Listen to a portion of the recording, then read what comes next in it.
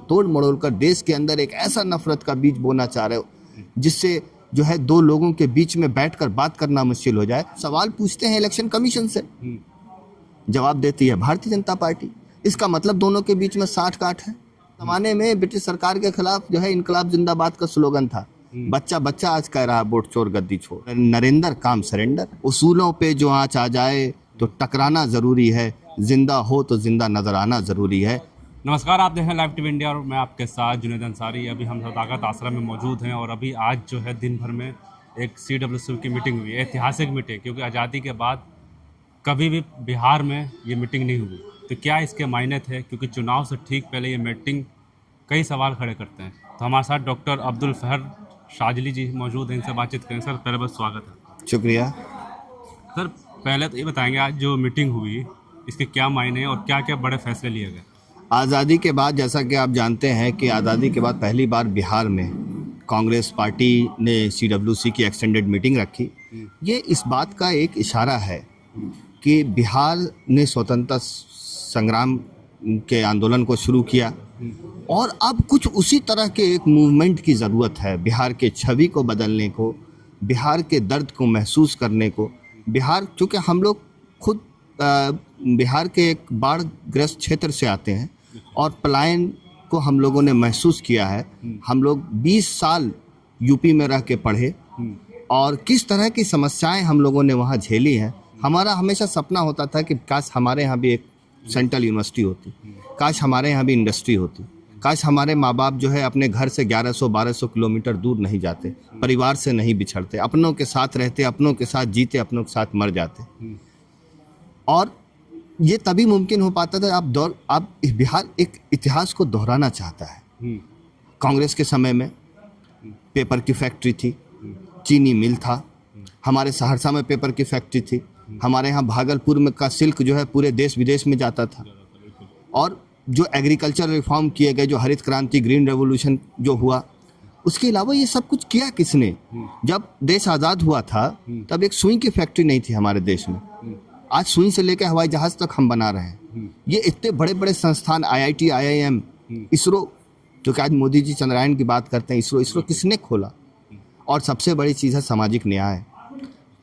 चिकनी रोड बन जाए, बड़े बड़े ओवर ब्रिज बन जाए, बड़ी बड़ी इमारतें खड़ी हो जाएं, अच्छे अस्पताल बन जाए, मगर उस अस्पताल में अगर लोगों का धर्म जाति देखकर इलाज हो, सड़क पर बड़ी जाति के लिए एक अलग से लेन हो, छोटी जाति के लिए अलग से लेन हो, हाँ, तो इस तरह के विकास का कोई मायने नहीं रखता है। तो कांग्रेस का समावेशी विकास था, सामाजिक न्याय के साथ साथ जो उस समय जो रिसोर्सेज का अभाव था, उतनी कम रिसोर्सेज में भी हमारे लीडर्स ने, जवाहरलाल नेहरू जी ने काम किया, मौलाना अबुल कलाम आज़ाद जी ने काम किया, जो एजुकेशन रिफॉर्म्स लेके आए। आज आप NCERT की किताबें बदल रहे हो, इतिहास को तोड़ मरोड़ कर देश के अंदर एक ऐसा नफरत का बीज बोना चाह रहे हो जिससे जो है दो लोगों के बीच में बैठकर बात करना मुश्किल हो जाए। तो समस्या ये है, फिर से एक बड़े मूवमेंट की ज़रूरत है और आप देखिएगा कि उस मूवमेंट की शुरुआत बिहार से होगी और बिहार के लोग जवाब देंगे। बिल्कुल डॉक्टर साहब, सवाल ये उठता है कि क्या वोट चोरी की बात हुई? आज राहुल गांधी ने बात की, लगातार बात कर रहे हैं,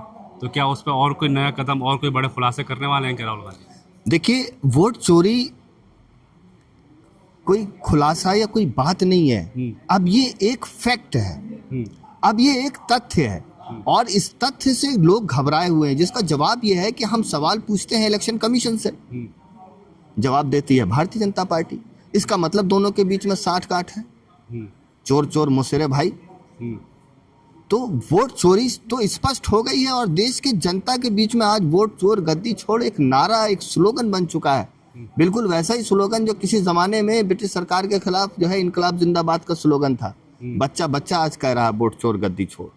अगर थोड़ी बहुत भी इस पार्टी के अंदर, जो केंद्र में सरकार बैठी, अगर उसके अंदर शर्म होती तो प्रधानमंत्री जी अपना इस्तीफा दे देते होते। चोरी का मुद्दा है कि इलेक्शन को निष्पक्ष बनाया जाए, इलेक्शन कमीशन की जवाबदेही तय हो और ईमानदारी से चुनाव हो।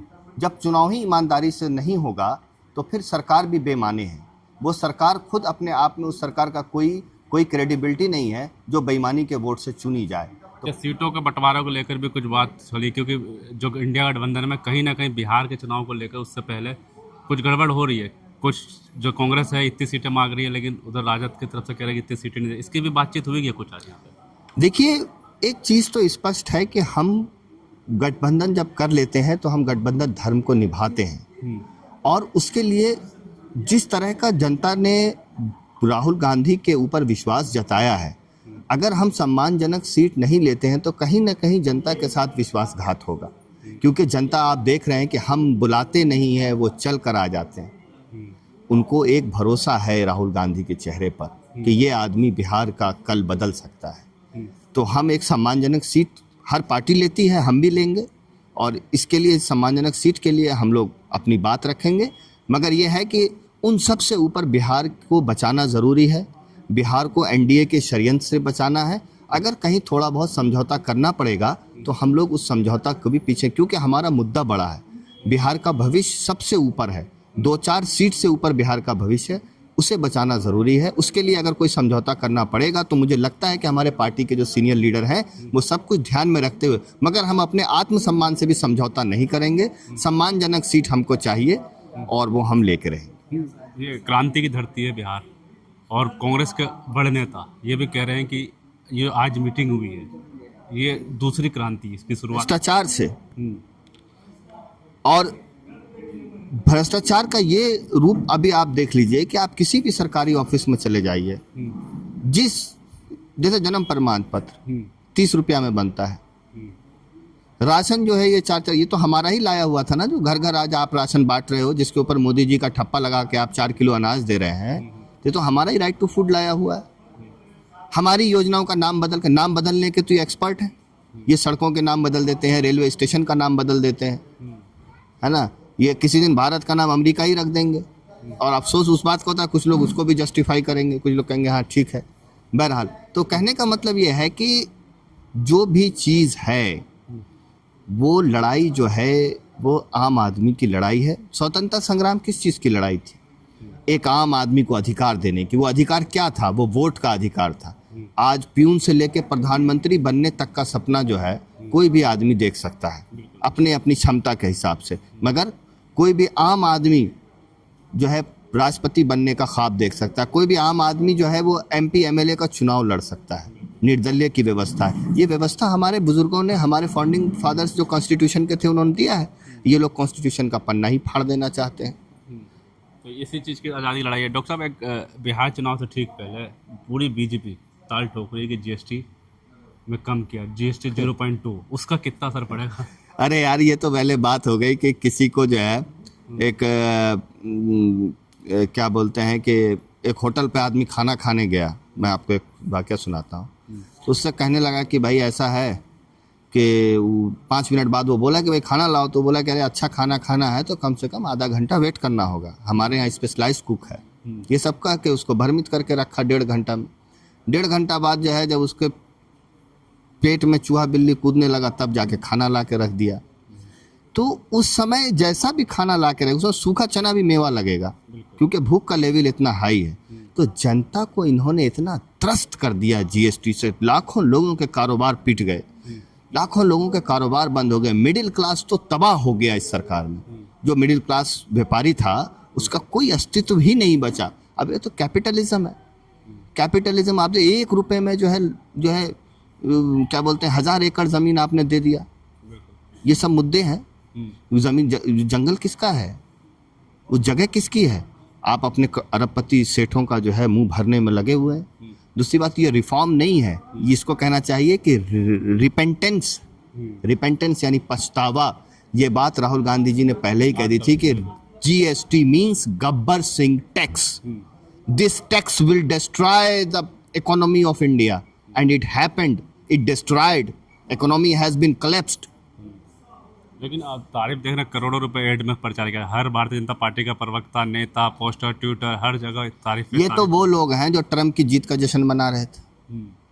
और क्या कह दिया ट्रंप ने? हाथों में बेड़ियां बांधकर जानवरों की तरह हवाई जहाज से जो है भारतीयों को गिराया गया यहाँ पर। और कितनी बेइज्जती प्रधानमंत्री जी चाहेंगे? ट्रंप बार बार आकर कहते हैं, मैंने जो है फ़ोन किया प्रधानमंत्री को कि जंग रोक दो और हमारे देश के शहीदों का सम्मान। हम तो चाहते थे कि इस बार ऐसा सबक सिखाया जाए पाकिस्तान को कि कभी दोबारा ये दुस्साहस ना करे। मगर आपने क्या किया, नाम नरेंद्र काम सरेंडर। क्रिकेट खेलने लगे वहाँ तो फिर। लेकिन सवाल ये कि क्या, लास्ट सवाल है कि अब आज के मीटिंग जो हुई है इसका कितना असर बिहार चुनाव में पड़ेगा? बहुत, पटना ही में देख लीजिए, चर्चा है भाई, पूरे देश के नेता यहाँ जुटे हैं। तो ये दिखाने की कोशिश की गई हमारे पार्टी की तरफ से कि जब तक बिहार को नहीं बदलोगे देश नहीं बदलेगा। और आज पूरे देश का फोकस इस सदाकत आश्रम पर था। ये भी कहा जा रहा है कि लगातार हार के डर से जो पार्टी बिहार में अस्तित्व खो चुकी थी कांग्रेस, मजबूरन आके आज ये मीटिंग यहाँ पे राहुल गांधी को करनी पड़ी। हम कभी हारे ही नहीं। कांग्रेस एक विचारधारा का नाम है, विचारधारा हारती नहीं। आप देखिए कि सारे पार्टियों ने अपना स्टैंड बदला। हम फ़लस्तीन की बात करते हैं, उस पर कोई कुछ भी बोलता है, मगर जो कांग्रेस पार्टी की जो स्ट्रेटजी थी, जो पॉलिसी थी, वो पॉलिसी जो स्वतंत्रता संग्राम के समय में थी आज भी है। और बाकी लोगों का तो आज कल क्या है, परसों क्या है, आज एनडीए के साथ, कल किसी और के साथ, परसों किसी और के साथ। तो हमारी पार्टी का एक अस्तित्व है, एक डिसिप्लिन है, एक कल्चर है। और हम लोग उसी कल्चर की वजह से हम कई बार चुनाव में हम पिछड़े, इसलिए पिछड़े कि हमने कभी अपने आत्मसम्मान से समझौता नहीं किया, हमने देश को कभी भ्रमित नहीं किया, हमने व्हाट्सएप यूनिवर्सिटी का गलत इस्तेमाल करके चुनाव नहीं जीता, हमने वोट चोरी करके चुनाव नहीं जीता। इसलिए हम आज पीछे हैं जिस प्रदेश में भी, इसलिए हमने अपने उसूलों पे समझौता नहीं किया। उसूलों पे जो आँच आ जाए तो टकराना ज़रूरी है, जिंदा हो तो जिंदा नज़र आना ज़रूरी है। ये कांग्रेस पार्टी की सोच है। डॉक्टर साहब, बिल्कुल साफ तौर में आज जो मीटिंग हुआ उसका पूरा निचोड़ हमने जाना कि क्या निकला। सबसे बड़ा जो मुद्दा बिहार का इस टाइम है वो रोजगार, युवा जो बेरोजगारी के मार से बाहर जा रहे हैं, पलायन वाला भी मुद्दा इसमें ऐड किया गया। और साफ तौर पे डॉक्टर साहब ने कहा कि वो कांग्रेस पार्टी ने कभी बने वसूलों से समझौता नहीं किया, इस वजह से वो पीछे हैं। और वोट चोरी की वजह से जो राहुल गांधी जैसे लगातार आरोप लगा रहे हैं कि वोट चोरी एक बड़ा मुद्दा है जिसकी वजह से पार्टियों को हर राज्य में हार हो रही है। आप इस बारे में क्या सोचते हैं, हमें कमेंट बॉक्स में जरूर बताएं। तब तक के लिए धन्यवाद।